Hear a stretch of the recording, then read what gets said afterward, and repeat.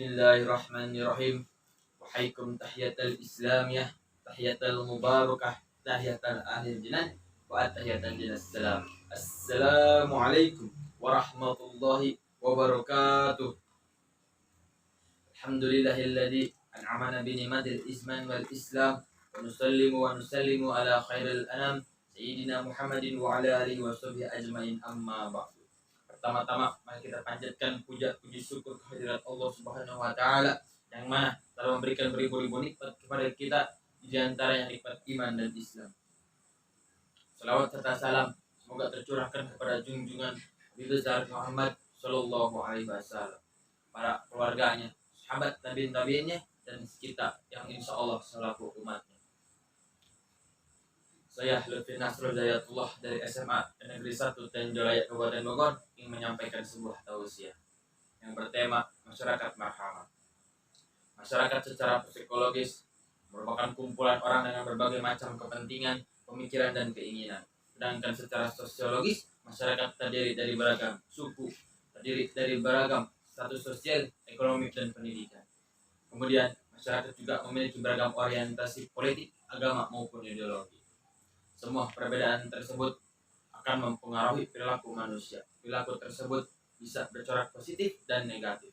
Namun perbedaan tersebut kebanyakan bersifat negatif dalam arti mengundang banyak konflik, baik yang bersifat laten maupun konflik nyata dalam bentuk tindak kekerasan.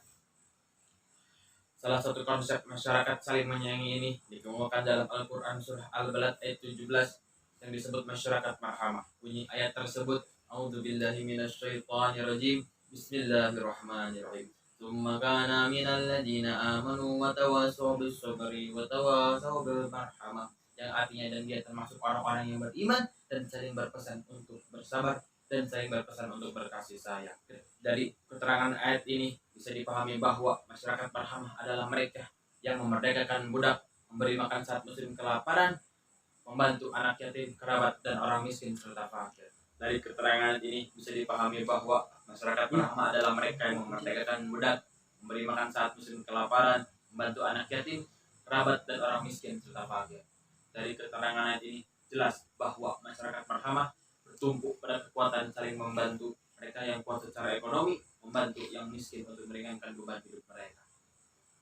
Bukan hanya itu, tetapi mereka juga saling menasihati, saling berpesan untuk tabah dan sabar dalam menghadapi masalah dalam kehidupan.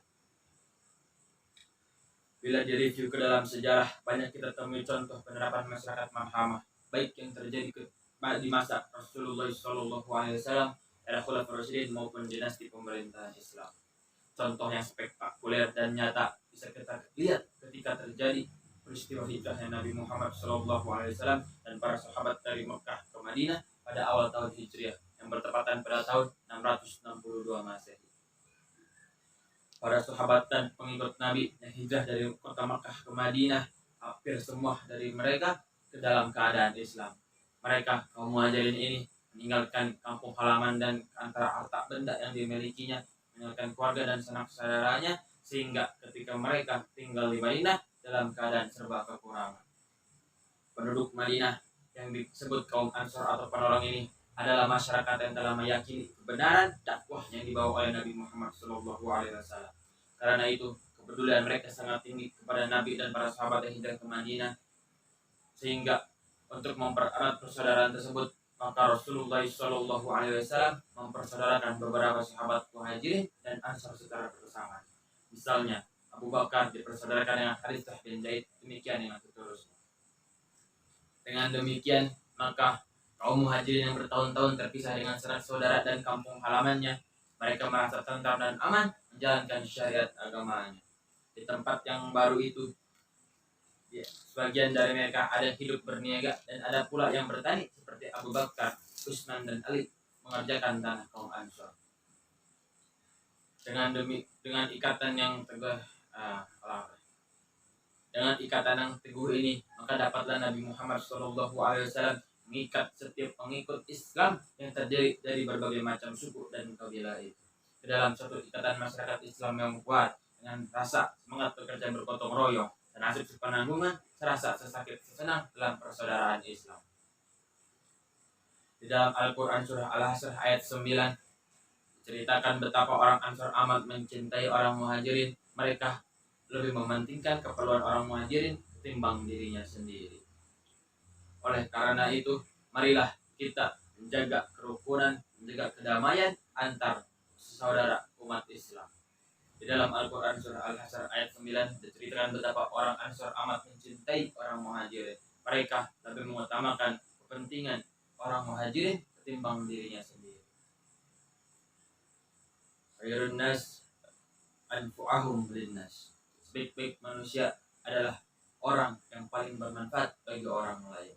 Oleh karena itu, marilah kita senantiasa menjaga kerukunan, menjaga kedamaian antar umat sesama manusia, khususnya antar umat Islam. Mungkin hanya banyak itu yang bisa saya sampaikan, kurang lebihnya mohon dimaafkan. Wabillahi taufiq wal hidayah. Wassalamualaikum warahmatullahi